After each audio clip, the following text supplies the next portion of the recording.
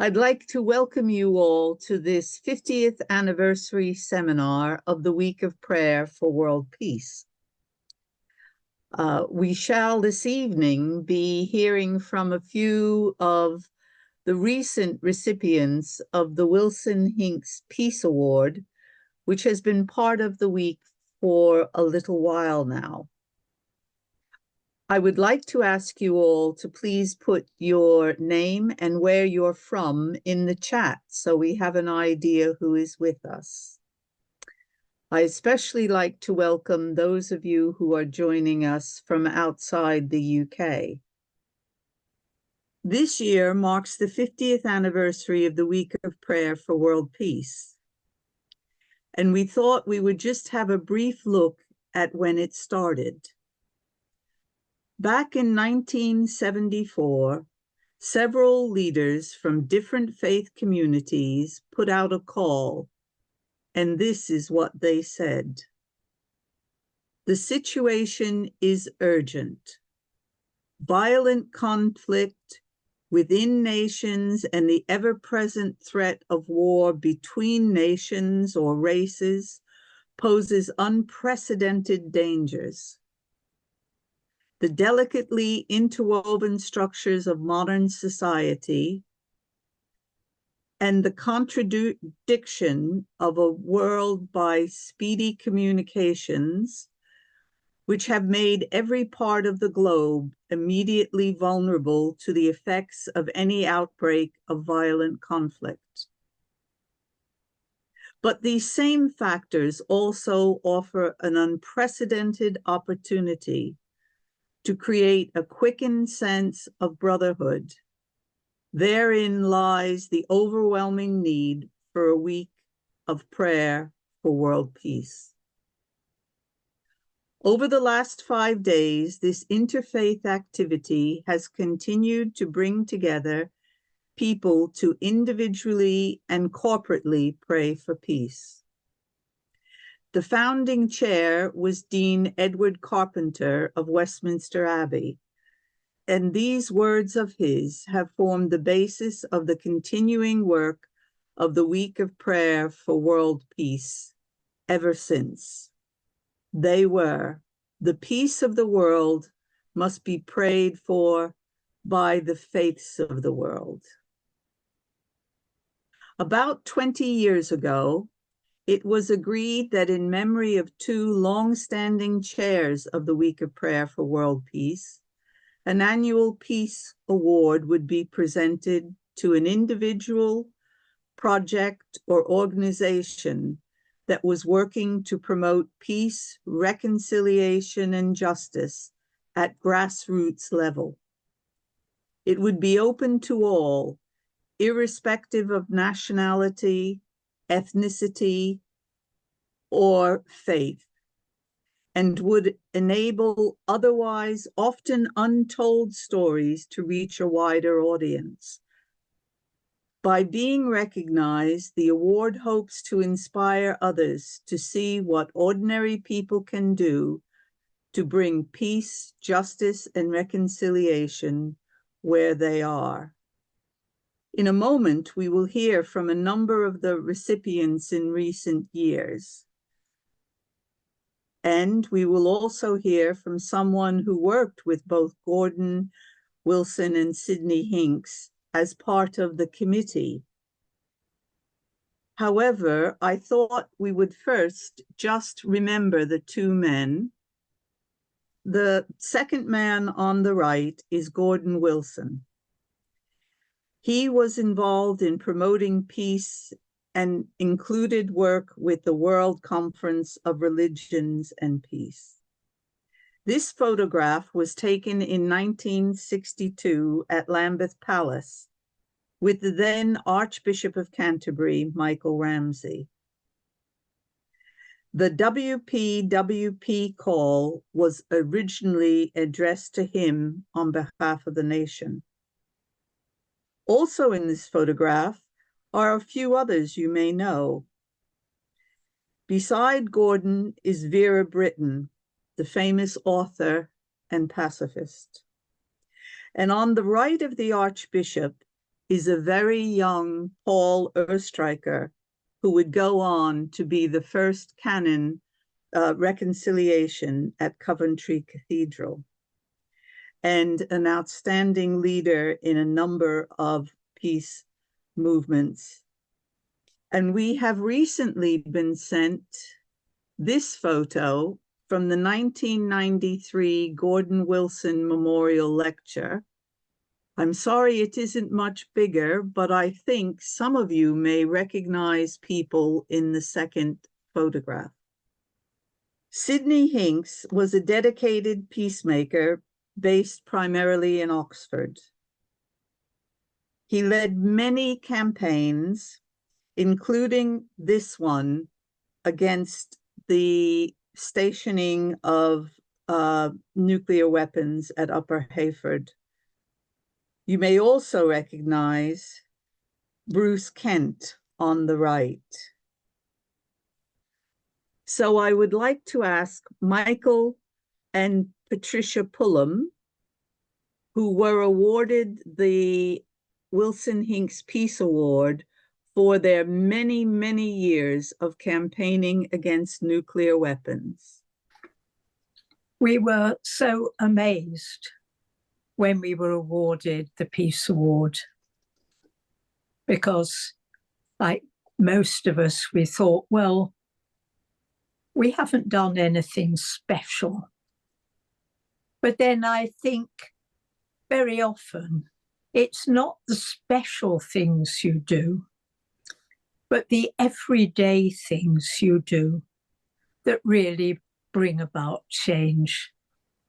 And having the award and having the gift, the financial gift attached to it, enabled us to help Seeking Sanctuary, which is a Christian charity working with asylum seekers in Dover and that area, who arrive in small boats, the people who are so demonized now. And the money helped give them when they were locked up in really like prison conditions, when once they'd been brought ashore, to give them some comfort and some better food and things like that. Just over a year ago, now in our late 80s, we managed to escape from the Christian CND executive and managed to persuade people that it really was time for us to retire from that. And we thought, well, what can we do to further justice and peace? And we were able, in our own parish church, to resurrect the Justice and Peace group there, which had sort of gone defunct during the COVID time and then over. Yes. And the kind of things we do are very varied. We raise money often for a refugee charity by having quiz nights or a raffle, shared meals. The shared meals are really for people who have to eat alone at home most of the time, to be able to come together. But they do like a raffle as well. So we have raffles that people donate prizes for. And every year we make a monthly display in our porch. And we particularly look at what Pope Francis has said, as it's a Catholic church, you know, you think, well, people should take notice of Pope Francis, but things don't always filter down to the pews, whatever your leaders say. And each month we take a quote and we put a display and we put suggested action for the month. And quite a lot of this has been focused on the environment, hasn't it? Yes, indeed. So one of the things we'll be doing fairly sure, in our garden at home, we have quite a big garden and we have many trees. And we have many saplings that seem to be trying to grow up and make us disappear into the forest. To dig them up and take them and say, look, the tree of life is what we talk about. But we want you to take one of these trees and grow it and think about what trees mean to you biblically, in your sacred writings, or in the environment generally. So that's really what we're doing now. I was walking around the garden looking at where I shall dig them up from. Thank you very much, Patricia and Michael. It sounds like age is not slowing you down. Now, I would like, having heard from one of the recipients, I'd now like to ask Jehangri if he would tell us a little bit about the work that both Gordon and Sydney did with the Week of Prayer for World Peace back in the early decades. Over to you, Jehangri. Just saying good evening to you all, and I hope you're enjoying the beautiful sun that has just come out, at least in Buchi. Everybody's looking outside to confirm. Gordon invited me to join the Religions for Peace, which was at that time called World Conference of Religions for Peace. And I suggested to him that the only reason he was inviting me, in jest I said, that you're inviting me because I'm a Zoroastrian. So that was how I got to know him. I used to go to his house and church and met them. But what I would like to mention here at the moment is the importance of what we have just gone through, the 80 years of D-Day. And that particular element has always motivated me to realize the atrocities of war. As you will know, in 1970s, 80s, and early 90s, these were the years when so many peace movements were heavily concerned with the disarmament and abolition of nuclear weapons. As far as I can recall, in the 1970s, the religious community jointly decided in earnest to do something about campaigning for disarmament. With a commitment to peace, justice, and nonviolence, the Anglican community was at the forefront, inviting other religious communities to work together. During these years, there was a team of 4 individuals who were actively and very active in the field of disarmament and world peace. They were Monsignor Bruce Kent, we just saw a picture of him, and Reverend Paul Ostreicher, and of course, Sydney and Gordon.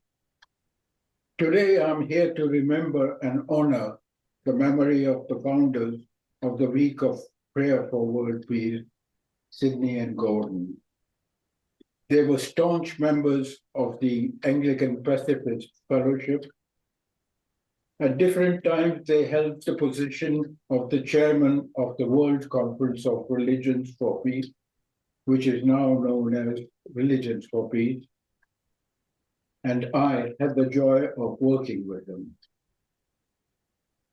Sydney was a pacifist priest who bore witness to the Christian message of nonviolence.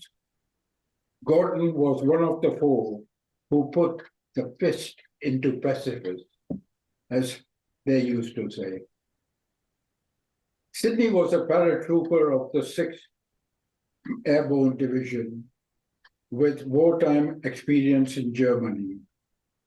But at a service, when one of his altar servers rebuked him for his failure to pray for the enemy dead, at a commemorative service of the fallen of the Arnhem, he recognized that peace was for all, for the enemy as well as people involved in it. That was the beginning of a lifetime's commitment to the cause of peace. For him to be a Christian meant to oppose all war and preparation for war. His pacifism was not negotiable. In 1964, he became chair of Christian CND, a body he was to inspire for a generation.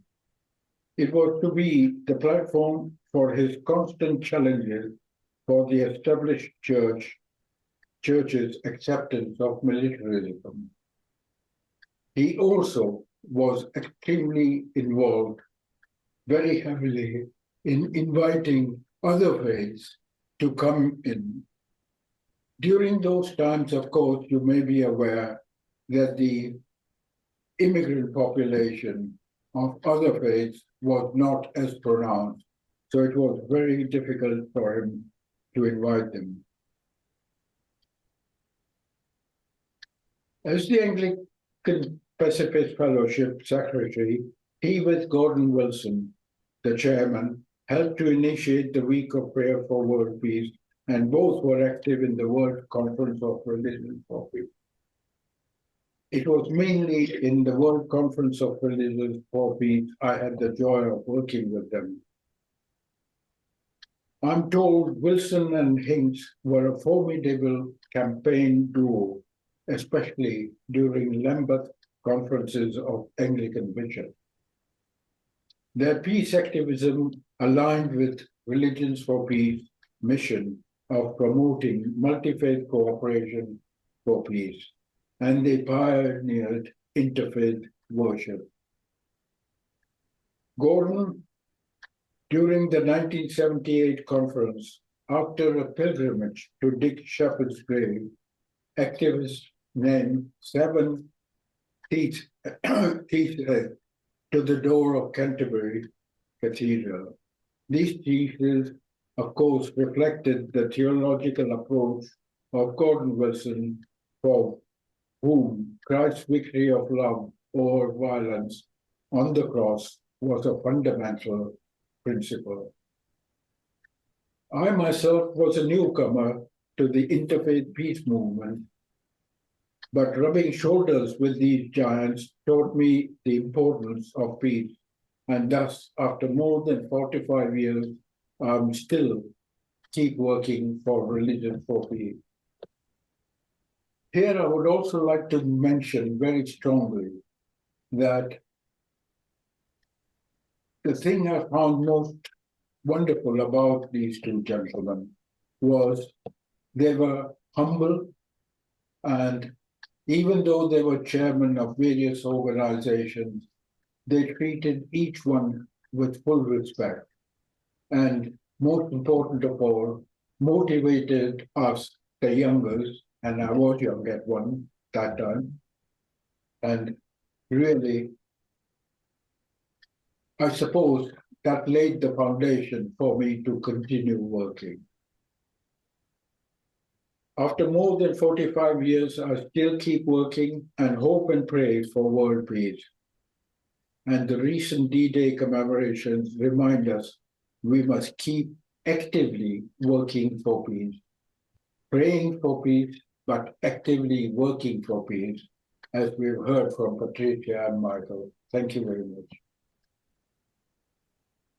Thank you very much, Jehangri. I would therefore like to ask Lynne Morris if she can tell us about the work she and her husband David have done with the Journeymen Theatre Company. Good evening, everybody. It's been an eventful year. the Wilson Hinks helped us enormously, as it marked the end of our time on the road as Journeymen Theatre after doing 13 years on the road.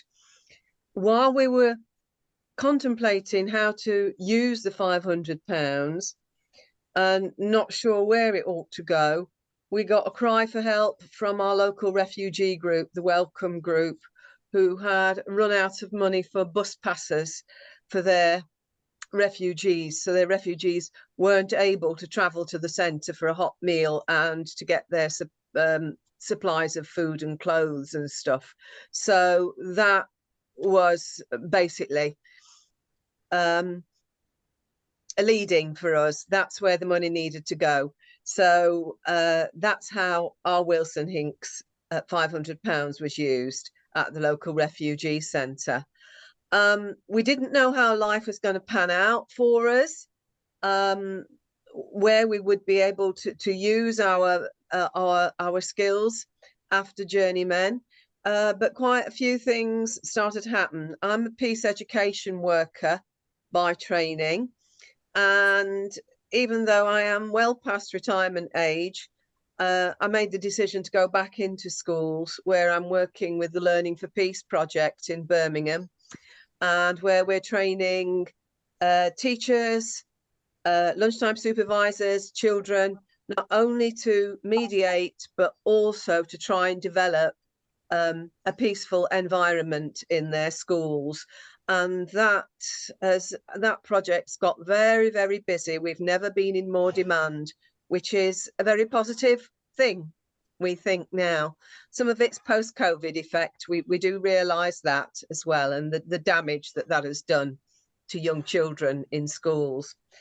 The other big thing, we got a grant from Central England Quakers to produce a legacy project, which would sort of catalogue what we had done over the 13 years.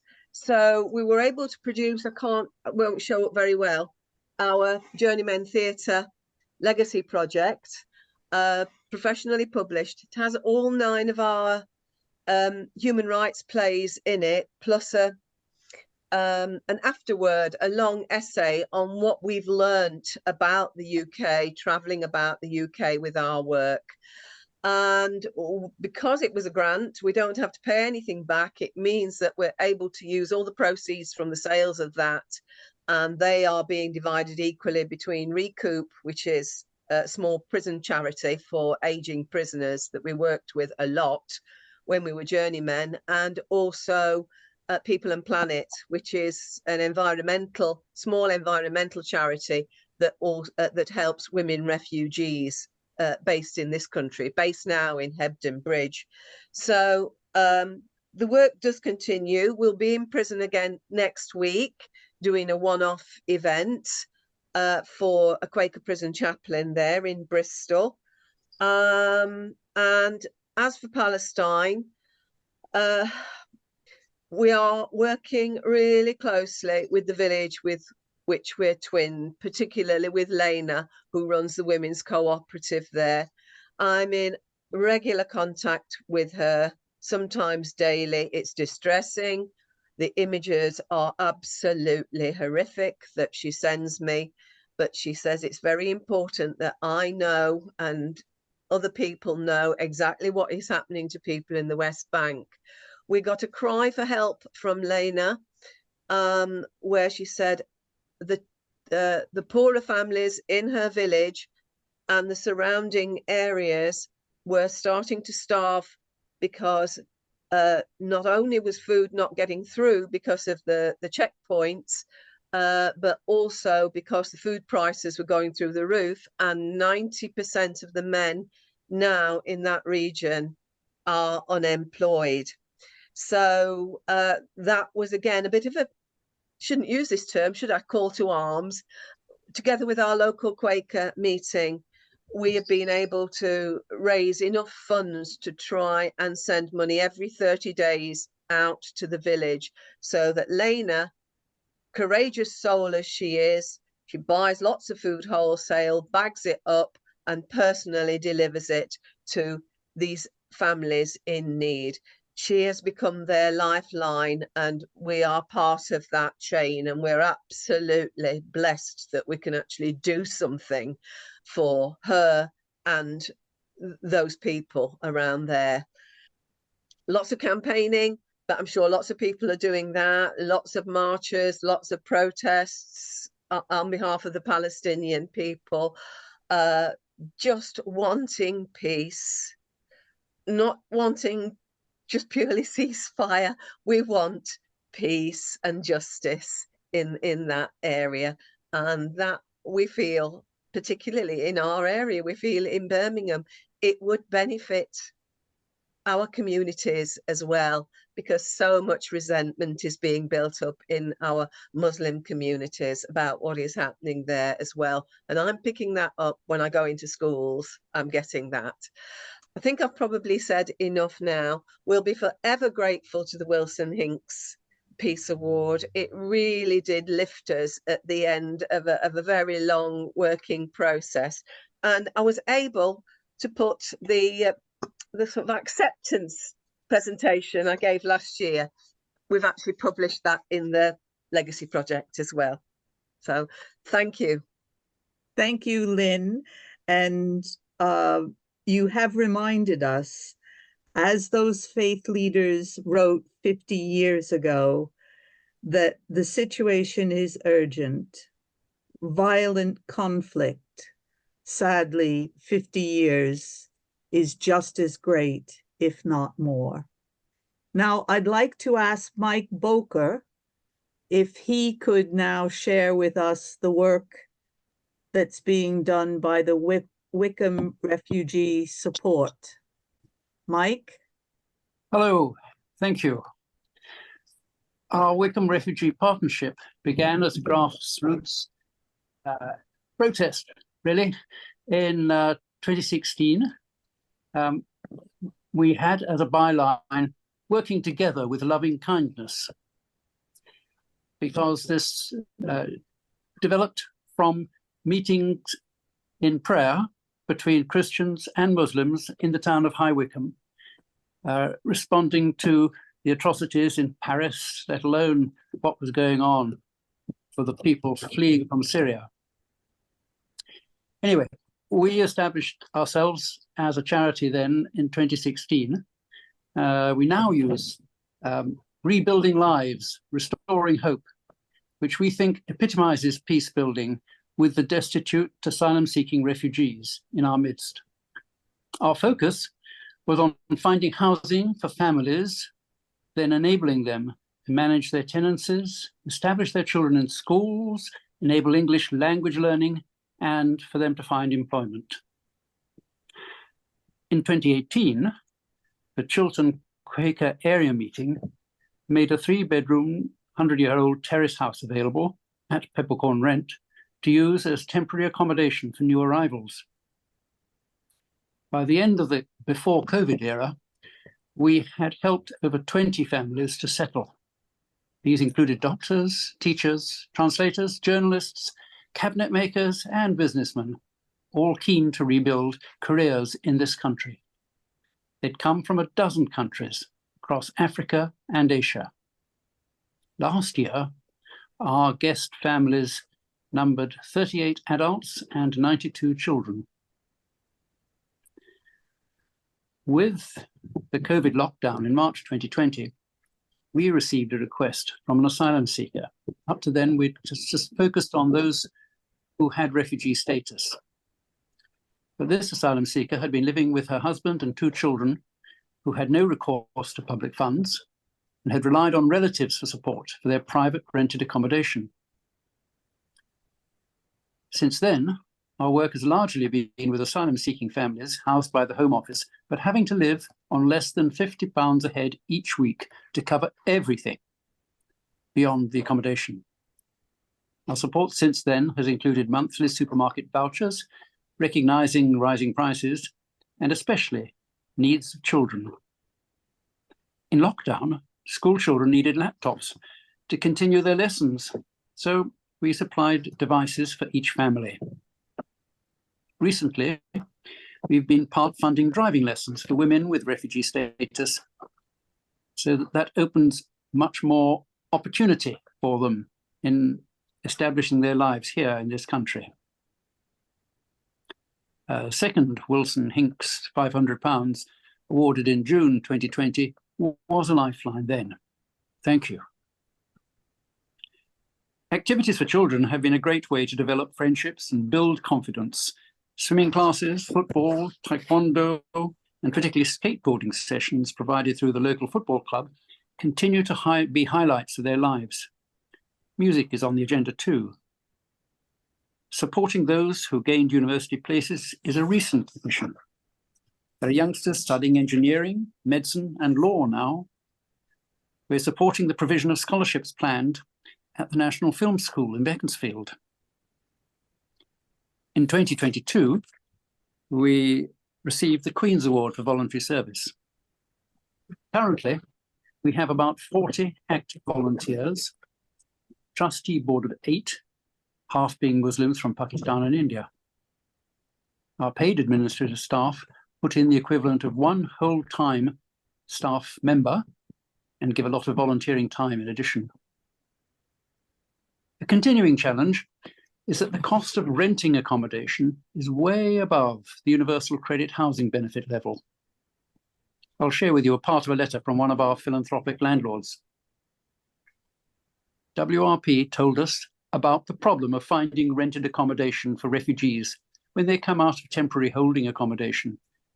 So we decided to offer our flat in High Wycombe on a short hold tenancy basis. We receive the housing benefit allowance as rent, but because we haven't had to pay an agent, it's not much less than we'd be getting on the open market. Buckinghamshire County Council even had a fund to cover the first month's rent. The family involved had come on the group that were evacuated from Kabul. Anyway, best of all, it makes us feel really good. We think we're doing something worthwhile, which is appreciated so much by the family who are our tenants. It's quite moving. Last week, Wycombe Refugee Partnership received a similar offer from a family expecting to move for work opportunity next year. And so the work goes on. We've seen many families flourish and thankfully not continue to need our support. We feel that we have played an active part in building a diverse, cohesive community, promoting positive peace. Thank you very much, Mike. And another way of working with people at grassroots level that can be so important to building peace. I would now like to share with you a video recording of Theo. Theo received the Wilson Hinks Peace Award in 2019. He is based in Burundi and was going to be with us live today, but unfortunately has had to fly to Dar es Salaam, well, or fortunately, to do advocacy work. He recorded this for us last week. Hello, everybody. I'm Theodore Bazumutima. They call me Theo generally, and I'm Burundian. Very passionate about peace building, but as you know, peace building is a very wide thing. I have been generally involved with post-conflict issues, especially returnees, people who come back from refugee areas, coming back to Burundi, but generally with forced displacement issues. Currently, we've been helping returnees to be able to access property and land in a project which we've been helping the Land Commission and the Land Special Court to be able to go to the community rather than the community coming to the court. And so it has been really wonderful seeing poor people, women, children who are not accompanied by their children, accessing justice and being able to retrieve their property that have been rooted away by different people. But more than that, we've been doing advocacy, advocating for the needs of displaced people, including those who are internally displaced as a result of flooding in Burundi, but also those who are externally displaced as a result of war and political fallout in 2015.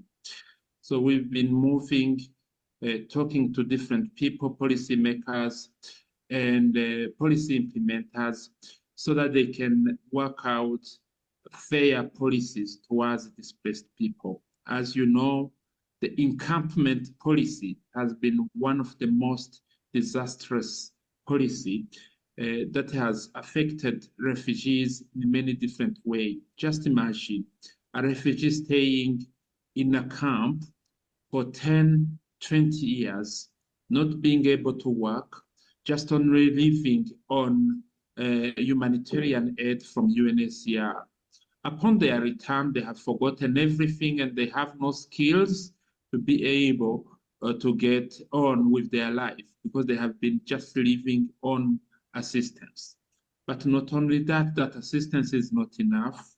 It has been very little, and the refugees haven't been allowed to do any other thing to complement that assistance. And this is the case generally in Tanzania. So what we've been doing, we've been trying to say that it is not advantageous, not even to the refugees, not even to the host countries, not even to Burundi that will receive back those refugees, to keep people not working for many years and not developing any life skills for the young people who are coming back after 10, 15 years. It becomes a very big problem, and they are disabled in many different ways. And their life becomes very difficult, and it becomes impossible to find a durable solution. That's really of recent what you have been trying to push, that people should be allowed to be more people, more human, and not keep them like animals in camps and being guarded by policemen. Actually, a government that do that have got their reasons. They tend to say that is because of security reasons. And this is what we are saying. We shouldn't see refugees as security threats. We should see them as humanitarian, as people who need humanitarian assistance, people who need to be taken care of, not security threat. People can be helped, build up their lives, and become drivers, actually, of flourishing economies in the host countries, and later on when they go back, if need be, in their country of origin. Thank you so much. I hope you all found Theo's report informative and a reminder that refugee problems exist in many ways around the world. And tomorrow will be advocating with the Tanzanian government on behalf of those refugees. I'd now like to ask John Morris if he would tell us briefly about some of his work.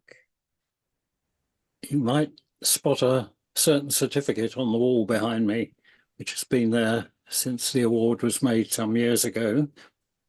Anyway, a little bit about myself. I'm on a peace journey, as presumably we all are. And I realised early on, back in the 80s, when it was mentioned about nuclear disarmament, I realised then that I was not just against nuclear weapons, but against all war and violence against fellow human beings. And so at that stage, I signed the Peace Pledge of the Peace Pledge Union and joined PPU. And there I became involved in the peace education work of PPU, which was all tied up with the, I suppose, the political side of the PPU. But fairly soon it was decided that we could actually, within the PPU, operate a charitable part of the organisation, which would enable us to make full use of those people who were taxpayers and boost the funds.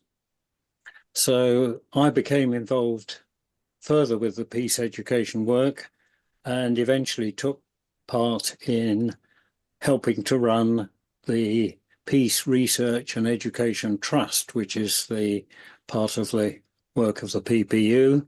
And I'm there now, its chair at the moment. We've run low on funds recently, but we believe, we hope, that there is quite an enormous sum of money coming to the Peace Research Education Trust for its education work. So anyway, that's where, having thought about what should I do, what could I do that would be helpful to peace, with the award that you kindly gave me. But in the end, I decided that it was probably best used within the Peace Research and Education Trust. So I passed it on to the trust. And of course, as chair currently, I'm aware of where those funds are going, how they're being spent. And so that helped enormously. We hope in the future to, with this fairly large bequest that's coming our way, to engage a peace education worker or Peace Pledge Union does. So a little bit about me. At the moment, I'm standing for a little political party called the Peace Party, with the tag Non-Violence, Justice, Environment. So I'm rather busy on that aspect of peace work at the present time. Thank you very much. Well, thank you, John. And you are the second one to mention the importance of peace education. So thank you very much. And with that, I would like to ask Sister Elizabeth if she can share with us some of the work that she's been doing with the Westminster Interfaith Committee. Well, I hope I'm also about peace education, and the way that I have pursued this over the years is through reconciliation, really, allowing and encouraging people of different faiths to not only to get to know more about one another as human beings, but also to get to know more about one another's faiths, and if possible, to dare to cross the threshold of one another's places of worship. So with the money that I was given, or we were awarded in 2018, I've done what I said I would do. I said that I would form a group of people and re-edit a book that had been very popular indeed, which had been originally put together by Brother Daniel Fèvre from Westminster Interfaith, called Transcendence. So if you can see me, that's the copy that I gave to the people who awarded me this in 2018. And what we have done is to transform it into this. I don't know whether you can see that. I'm holding it up at the moment. So I will tell you how we have done that and how we've got up to the present day. We started just prior to COVID. We didn't know COVID was coming, but it did. And we gathered the personnel who envisaged this, achieving this project. And there was an awful lot of goodwill. All of this was being put into people's already busy schedules. we could claim, I think, as a group, that the lockdown really rather helped us more than it hindered us, as we were confined to our homes and were able to make use of some technical wizardry to get the whole text of this original book online, and to start editing it from our own desks in our own offices. Zoom was our platform for editorial meetings, and by November 2022, the new book was printed and ready to go. I had never done anything like this before. So for me, I myself was being educated in a whole lot of new skills. But we felt that it was important not just to produce this book, but actually to launch it, to make it as public as possible. So last September 2023, we took the Jesuit Church, and Centre in Mayfair to launch it. And we had an interfaith liturgy as part of that launch. We were able to rely on the participation and the cooperation of a Zoroastrian priest, the Jains, Hindus, Muslims, Jewish, Christian, and Sikh, all to come together in that Jesuit centre and to read texts from the book that we had produced. It was quite moving and quite impressive. And those who came, about 75 of them, helped us to launch this book, and we were all able to pray together, to be fed together, and to strengthen links across faith traditions.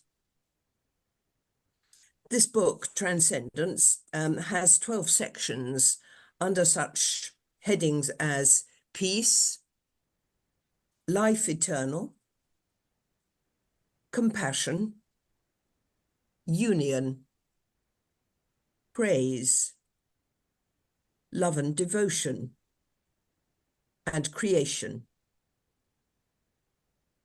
It includes major texts from, for instance, the Torah and from the Quran, from the Bible, from the Adi Granth and other Sikh books, from Vedic texts, Baha'i works, and Buddhist texts. But there are also lesser known texts in the book from Indian religions, for instance, Australian religions, African religions. And in the section mentioned as love and devotion, we had prayers and teachings from holy women and men, such as Mirabai, Hafiz, Tagore, Ramakrishna, the Dalai Lama. Now, some of those, Brother Daniel, when he put this book together back in 1982 or 83, he hadn't included some of those people at all. But so the editing was a real act of editing. We did take out some of the texts that we felt were perhaps there were too many Sikh texts or too many Buddhist texts or Muslim texts. It didn't matter which, but so we did take out some and we did insert some. And we even inserted some more modern texts like the poet Mary Oliver, for instance, and the poet Carol Ann Duffy, some more modern readings as well as the old canonical texts. And finally, this newest edition of this popular reader is illustrated with photographs from some of the many interfaith pilgrimages that we have made since 1987 until 2019. And that was another of Brother Daniel's innovations. Interfaith pilgrimages are now quite commonplace, whether on a small local scale or something longer, bigger. But Brother Daniel started those in Southall because as a man of peace, he wanted to meet his neighbours of different faiths in a spirit of peace and reconciliation. So that's what I was doing until the end of 2023. People like Michael and Patricia make me ashamed of myself because they're at the end of their 80s and still working, and I'm only in the middle of mine, and I've retired. But I'm still part of justice and peace work in my own parish, and just talking about refugees. Monthly, there is a vigil outside the Home Office, which crosses boundaries of faith and certainly of Christian denominations, where we pray for a more compassionate approach to the whole question of migrants and refugees. Thank you very much, Sister Elizabeth. And I'm sure retirement cannot really be applied to you at all. Finally, I'd like to ask Keith Scott if he will tell us about his Wilson Hinks Peace Award. I'm Keith, and I'm from Woking in Surrey. And I'm involved in a number of local and national organisations. Perhaps the most important is the Woking debates. We set this up 11 years ago based on the Hexham debates, who were in turn based on something called the Putney debates, which date back to the Civil War or the time of Cromwell. And they're just an opportunity to discuss in some depth, in an hour and a half, issues of peace and social justice. So each of them is based on one topic, and we get 3 or 4 speakers with different views and encourage people from the floor to ask questions and make comments. And we don't take a vote, but the important thing is to listen to people, especially if there are very different opinions. And hopefully we come out learning something of each other's opinions and getting closer to a common understanding on the issue that we're discussing. So these are, the next one is going to be on refugees, and that will be our 70th debate. The first one, we invited somebody to talk about nuclear weapons, disarmament, and we've had a whole range of different issues that we've discussed in between. I'm also just stopped being a Quaker chaplain at Coldingley Prison, and it's been a real privilege working there with the prisoners. I've been helping run a Living with Loss course, which, as you might imagine, is for prisoners who've lost close relatives and their families or friends. And of course, in prison, it's very difficult to talk about your feelings, to open up, to show weakness. And what this short course, 6-week course, gave an opportunity to do that, to open up, to consider feelings, which is so difficult and dangerous in many ways to expose in prison. Also took, as a Quaker chaplain, I took a Quaker meeting. There was usually only one person came along to it. But that was a very powerful experience, and I'm glad to say that person's just been released and is presently in improved premises. With the grant that I got, the £500, I divided it into 3 ways. A third of it went to a peace pole at Guildford Quaker Meeting, where I used to worship before I moved to Woking. A third went to the working debates that I was talking about, and the third went to the Woking Community Play Association, where we write plays about the history of Woking and put them on. We just written and performed a play about working under COVID. The purpose of the plays, as I say, is to convey something of the history of Woking. But we have a very strong principle that anybody can be involved at all levels in the plays. And this is what I think makes us special, that we don't look just for the best talent, but we use everybody. And that for me is very special. Finally, I've recently been involved with something called Quaker Voluntary Action, which is a small Quaker charity which is involved in organising working retreats, a place for people to reflect and get to know others through physical work. So we organised trips to the West Bank, to Calais, where we help support the refugees.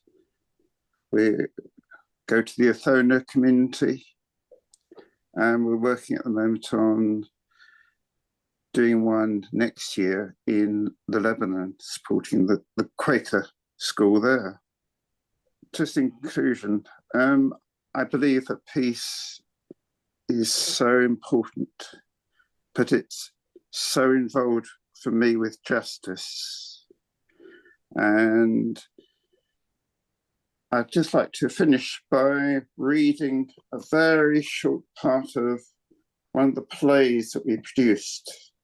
In Woking, we had something called the Ockenden Venture, which was a really big refugee organisation.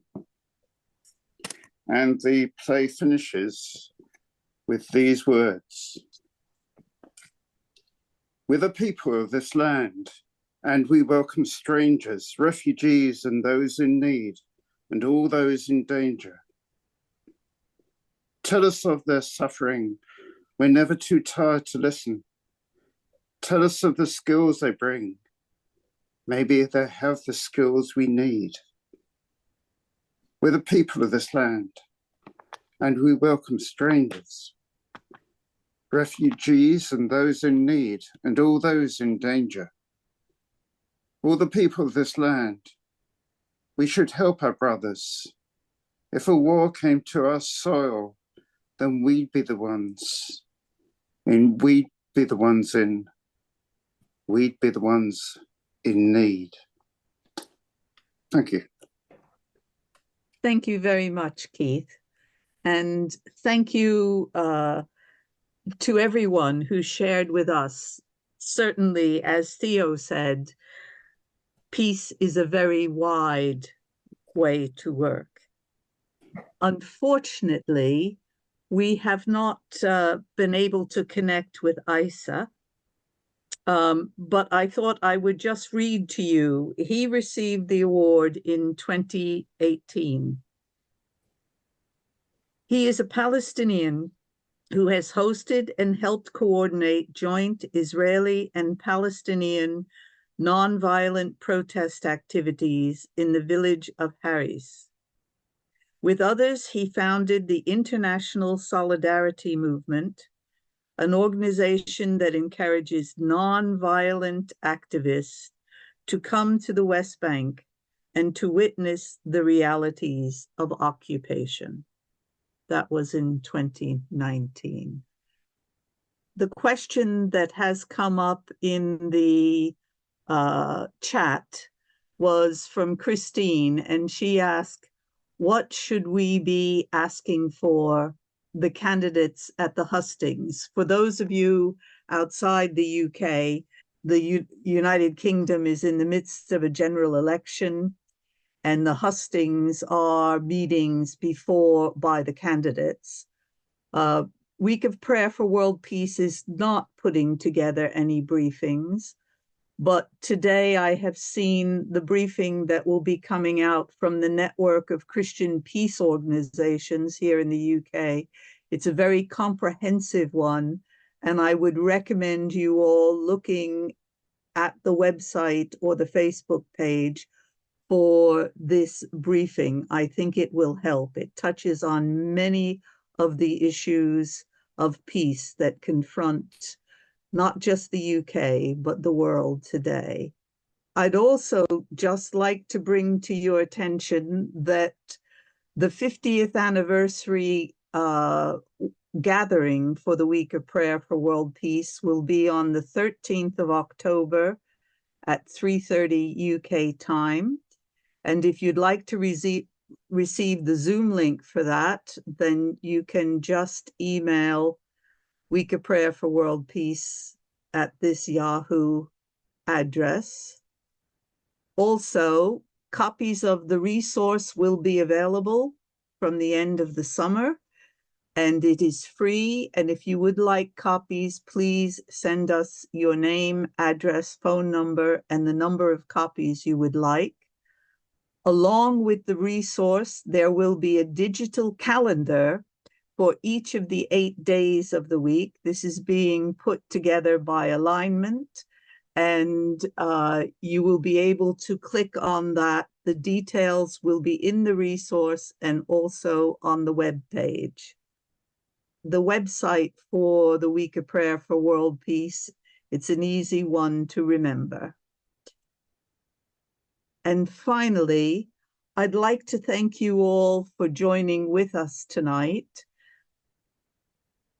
Reflecting on praying for peace across faith communities for 50 years, I realize the legacy that so many men and women before us have put in place. And as we said at the beginning, the sadness that unfortunately the need for praying for peace has never been as great. So thank you all for joining with us.